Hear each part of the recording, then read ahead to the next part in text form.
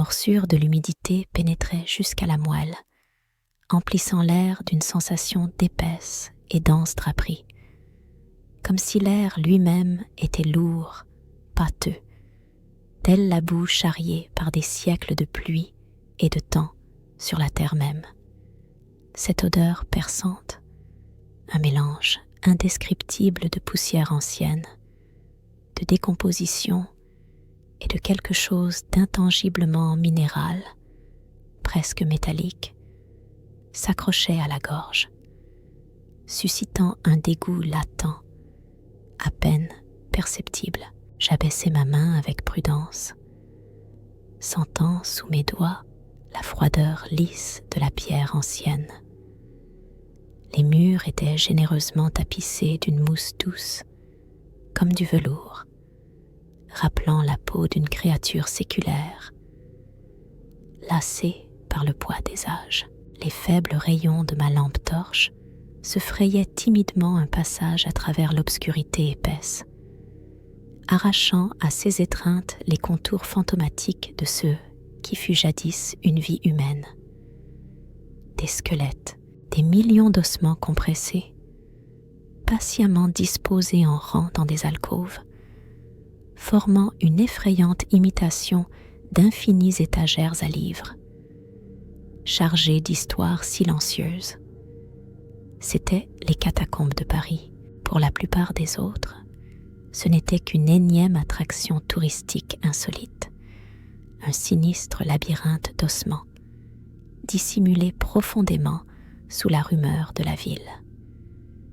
Mais pour moi, pour nous, cet endroit recélait quelque chose de tout à fait différent. Mon nom dans cette histoire n'a guère d'importance. Ce qui compte, c'est que j'ai un jour fait partie de ces S audacieux qui ont osé soulever le voile de l'ordinaire pour apercevoir les profondeurs oubliées et fascinantes. Nous étions une équipe. Non, pas de simples explorateurs urbains au sens commun du terme, plutôt des chercheurs d'histoires oubliées.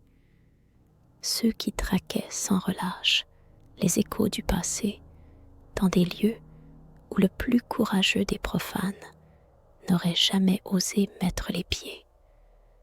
Nous étions 4, chacun jouant un rôle singulier. Max, notre chef intrépide, était obsédé par les secrets anciens et les récits du paranormal. Sa soif d'inconnu était sans limite. À ses côtés, Lisa, malgré son scepticisme naturel, possédait un esprit vif et une passion infinie pour l'archéologie. Son regard analytique trouvait toujours le grain de raison. Ben, notre cartographe et navigateur indispensable, était celui sans qui nous nous serions perdus depuis longtemps dans le labyrinthe des passages souterrains. Sa capacité à s'orienter dans n'importe quel système de tunnel était légendaire. Et moi, bien sûr, celui qui s'efforçait de comprendre et de graver chaque instant. Celui qui consignait nos découvertes pour les préserver pour la postérité. Notre objectif était de réaliser ce qui n'avait jusqu'alors existé que comme des rumeurs vagues et semi-mythiques. Trouver l'entrée cachée de l'une des sections inexplorées et fermées du métro. C'est là, selon de vieilles légendes, qu'une expédition entière d'intrépides enthousiastes avait disparu sans laisser de traces à la fin du XIXe siècle. Le début de notre périple s'avéra trompeusement ordinaire. Nous nous sommes introduits par l'une des entrées officielles, mais depuis longtemps abandonnée, nous cachant soigneusement des regards indiscrets et des interrogations possibles. L'atmosphère à l'intérieur commença aussitôt à peser. Non, ce n'était pas encore la peur à l'état pur, mais plutôt une sensation oppressante du poids colossal du temps et d'un néant silencieux. Chacun de nos pas résonnait dans ce silence infini et vide, que seule notre propre respiration et le doux bruissement de nos vêtements venaient troubler.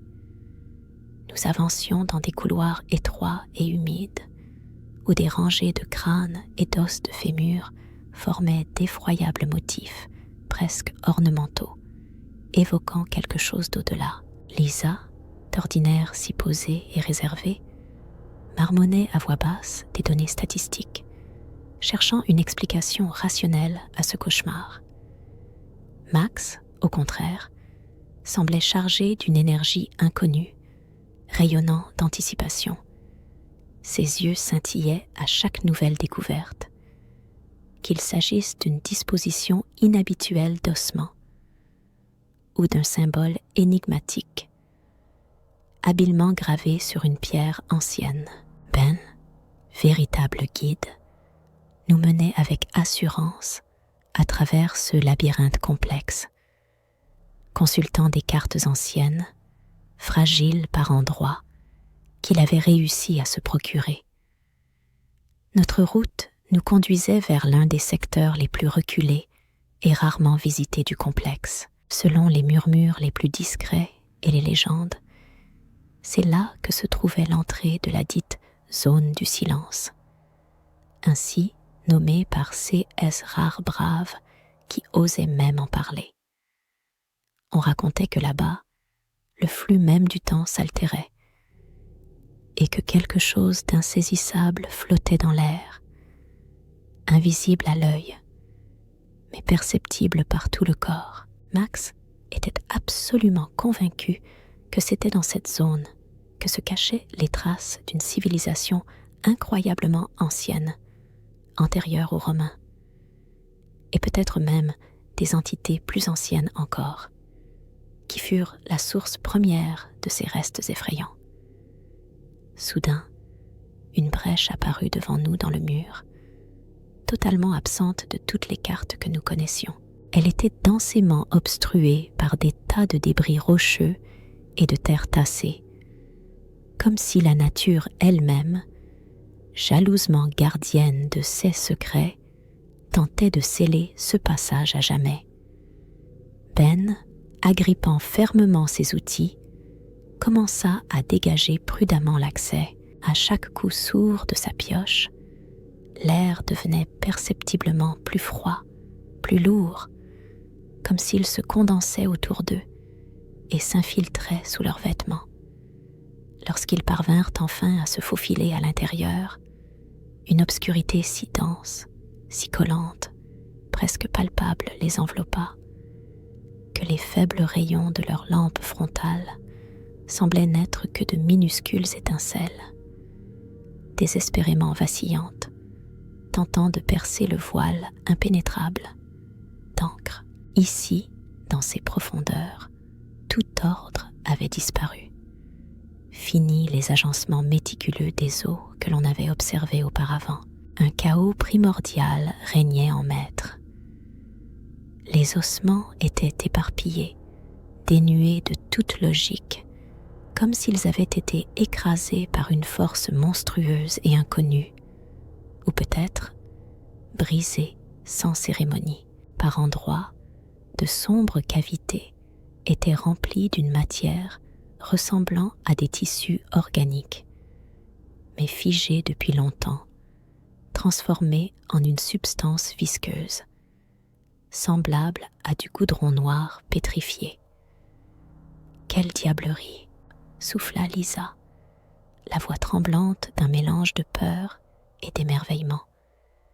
Max, quant à lui, débordait de son enthousiasme habituel, bien qu'avec une pointe de nervosité anticipatrice dans le ton.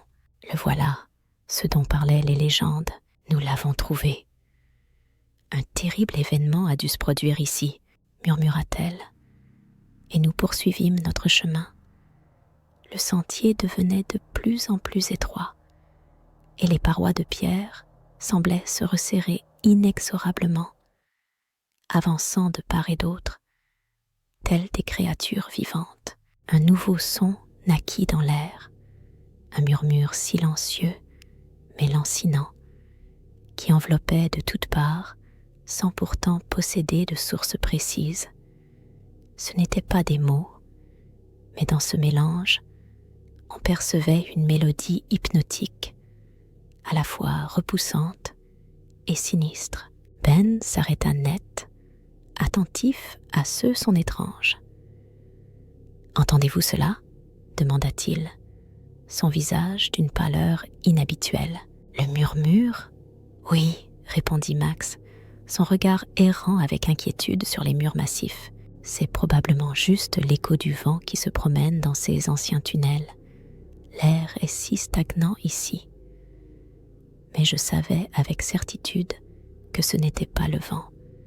Ce n'était pas qu'une simple sonorité, mais plutôt une sensation profonde, pénétrante, qui semblait s'insinuer directement dans la conscience, provoquant un malaise désagréable et un léger vertige à peine perceptible. Mes doigts, effleurant la pierre froide et ancienne, commencèrent soudain à sentir une vibration étrange et croissante qui semblait traverser son épaisseur même. À cet instant, Lisa poussa un cri bref et aigu et recula brusquement, comme si elle avait heurté un mur invisible. « Qu'est-ce que c'était ?»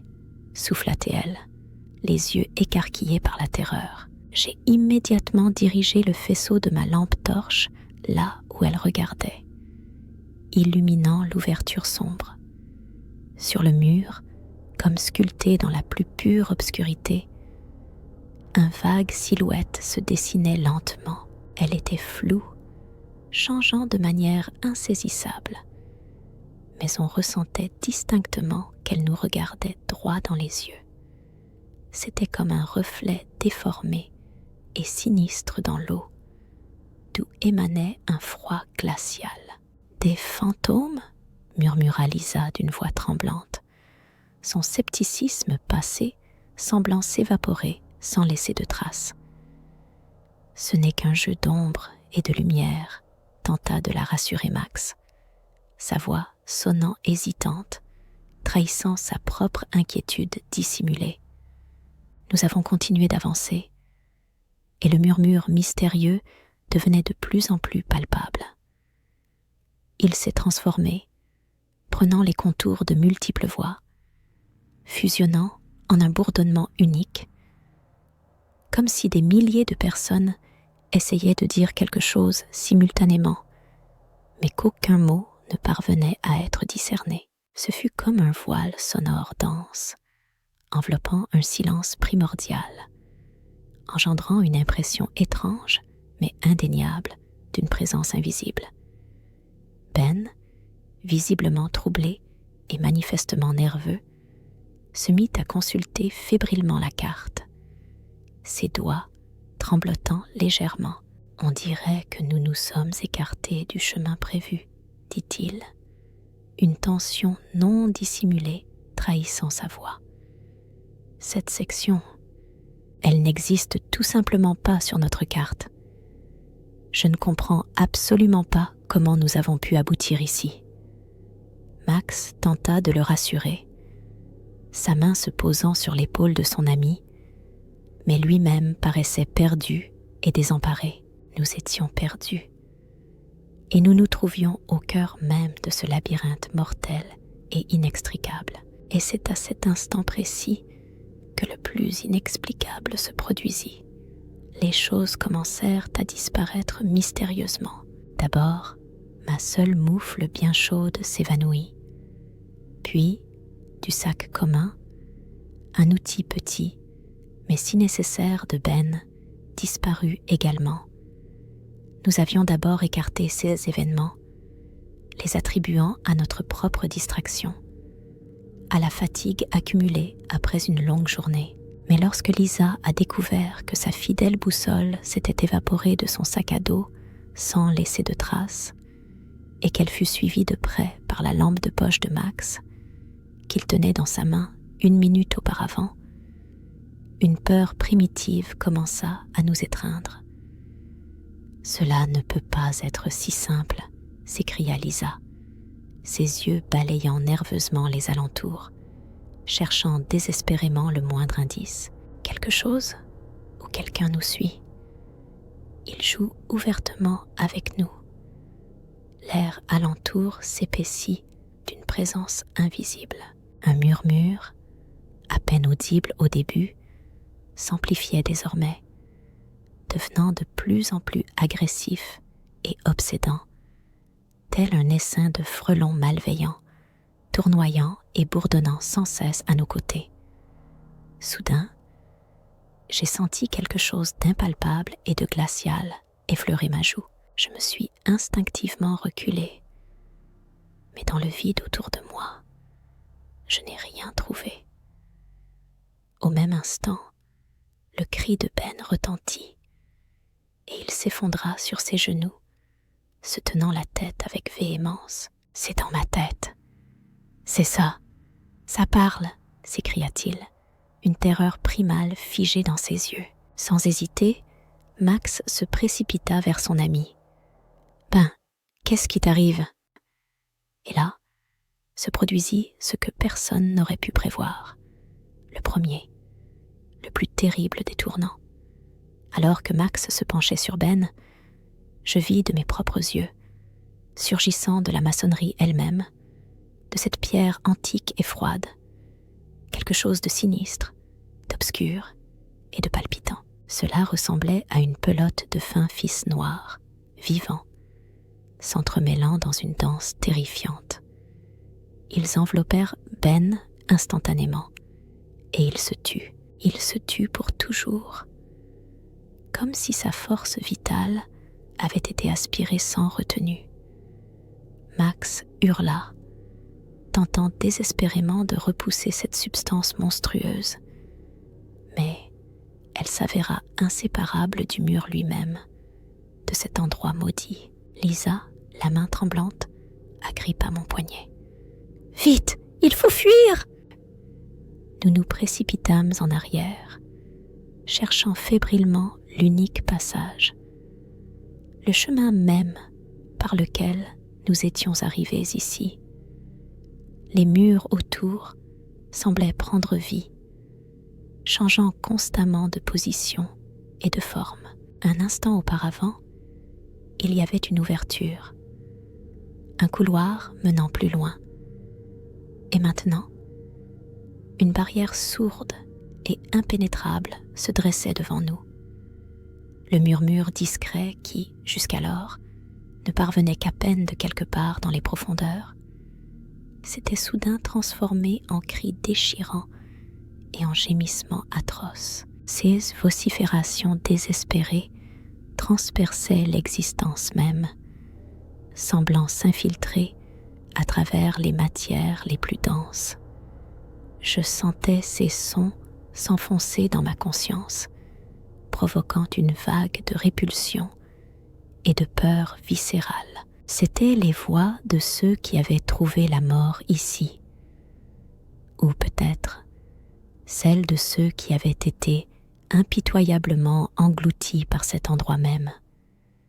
Notre périple nous avait menés dans une vaste caverne spacieuse, qui paraissait être remplie d'ossements jusqu'aux voûtes, mais il ne s'agissait pas de simples restes soigneusement empilés.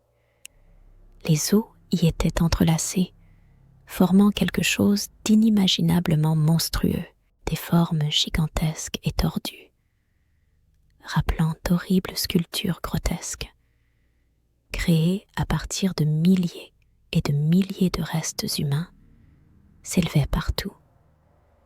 Au cœur même de cette salle lugubre se trouvait un objet qu'il était impossible de décrire avec des mots, échappant à toute compréhension.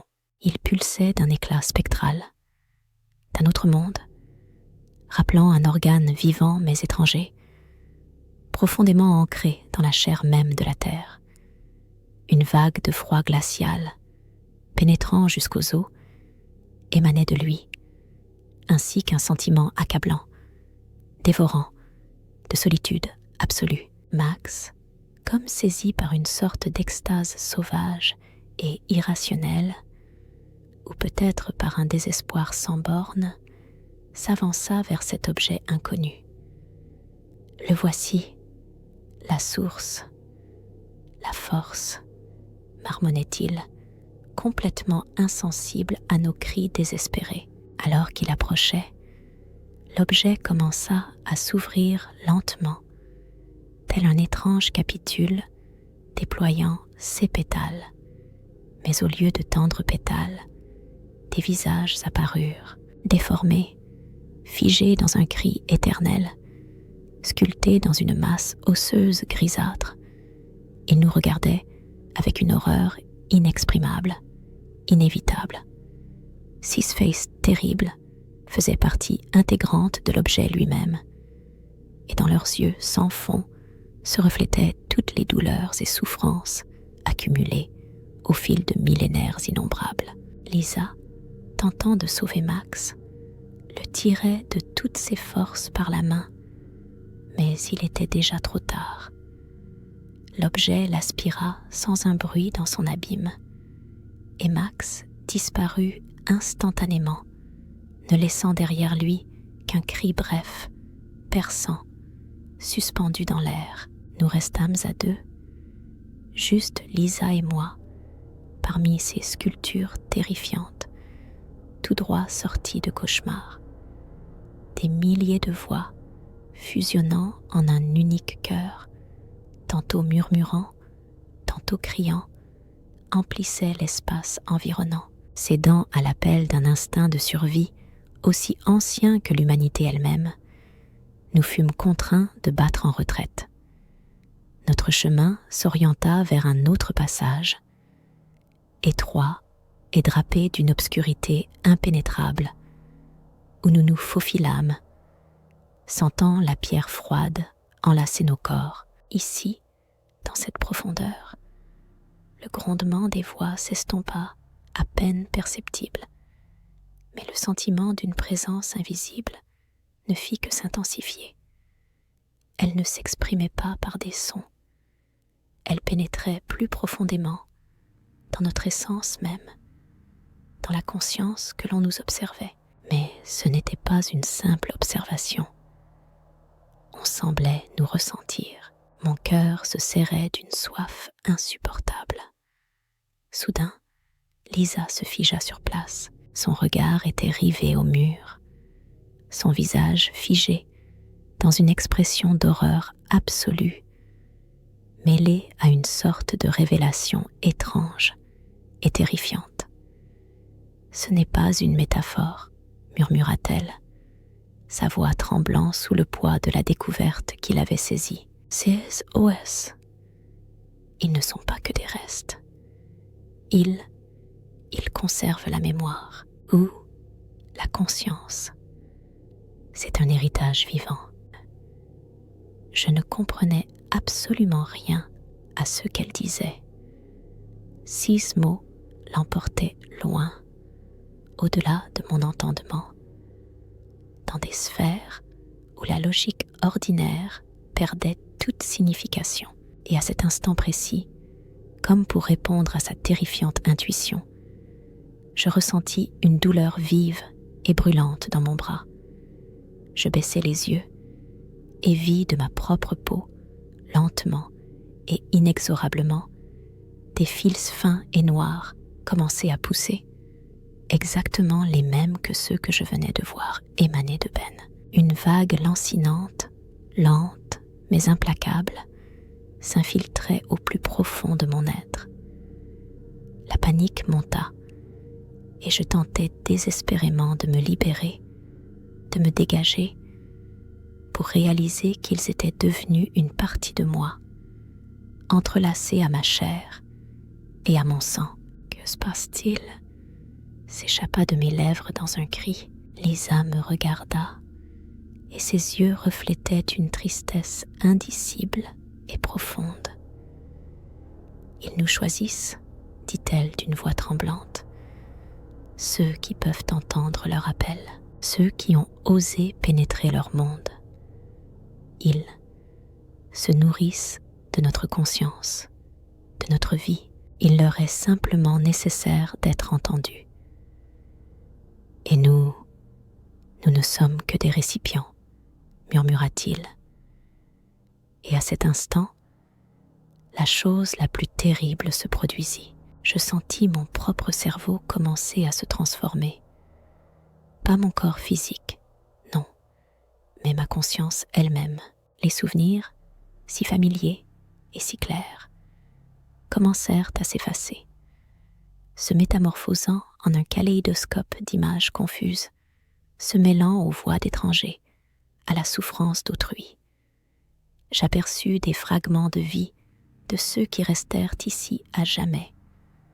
Engloutis par cette terre maudite, je ressentais leur peur primitive, leur désespoir absolu, leur haine ardente, et avec cela, leur désir indomptable, dévorant, le désir de s'arracher à ces chaînes, le désir d'atteindre la liberté tant attendue.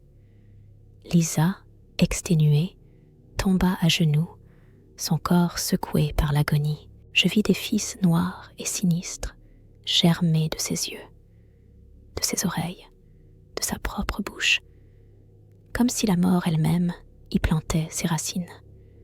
Son regard croisa le mien, et au plus profond de ses yeux, comme dans un miroir déformé, je vis les mêmes visages fantomatiques et distordus qui figuraient à la surface de cet objet mystérieux. Elle aussi était complètement absorbée par ce phénomène étrange et captivant. J'ai perdu la notion du temps, incapable de déterminer combien s'était écoulé. Peut-être seulement quelques heures, peut-être des jours entiers. Mon seul compagnon dans cette immersion était une obscurité dévorante, percée d'un murmure à peine perceptible, hypnotique. Mais ensuite, quelque chose d'insaisissable changea. Le sentiment d'une peur glaciale commença à céder la place à autre chose, presque à une prise de conscience. Soudain, je compris. Ces voix, ces souvenirs fantomatiques qui défilaient devant ma vision intérieure, ce n'était pas juste un chaos dénué de sens. C'était de l'information. C'étaient des histoires, les histoires de ceux qui furent oubliés, les histoires de ce lieu et les histoires de ceux qui y résidaient bien avant l'apparition des premiers hommes. Les fils noirs, qui me semblaient auparavant étrangers, ayant germé des profondeurs de ma propre essence, cessèrent de m'être étrangers. Ils étaient désormais une partie intégrante de moi, tissée avec mes pensées et mes sensations. Et je commençais à entendre non plus de simples échos de peur, mais quelque chose de plus, un message venu de ce lieu même. Il n'était pas malveillant au sens où nous, humains, l'entendons. Il était ancien, desséché par la faim et empreint d'une solitude glaciale. Il existait en parfaite harmonie avec ses os, avec le souvenir fantomatique de la vie qui avait jadis foisonné ici. Et tout ce qu'il désirait, ce qu'il cherchait ardemment, c'était simplement d'être entendu. Mon histoire devait être racontée. J'ai réussi à retrouver mon chemin, bien que je ne comprenne absolument pas comment cela a pu se produire, comme si le lieu lui-même, qui m'avait dévoré sans reste, avait fini par faire preuve de clémence et m'avait indiqué la voie du salut. Lorsque je suis enfin parvenue à l'extérieur, à la lumière, dans le monde des vivants, je n'étais plus le même homme.